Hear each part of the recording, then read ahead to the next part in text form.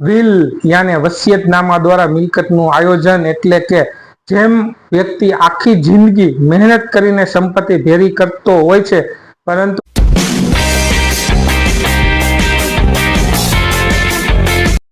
પરંતુ માણસના જીવનનો કોઈ ભરોસો હોતો નથી.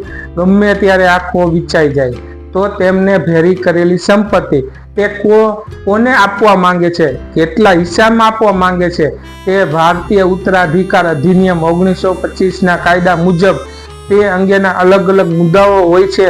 જે વ્યક્તિ તેમની પોતાની વ્યક્તિગત સ્થાવર મિલકત જેમ કે પ્લોટ, મકાન, જમીન, ઘર તથા જંગમ મિલકત જેમ કે રૂપિયા, પૈસા, વાહન, ઘરેણાં વગેરેની પોતાને હયાતી બાદ તેમના પુત્રો, પુત્રીઓ અથવા ભાઈઓ વચ્ચેની વહેંચણી કરવા માટેની યોગ્ય રીત શું છે તે જાણવું મહત્વપૂર્ણ છે. આમ વિલ બનાવવા માંગતી વ્યક્તિએ અનુભવી વકીલની સલાહ લેવી જોઈએ અને આગળની કાયદાકીય કાર્યવાહી કરવી જોઈએ.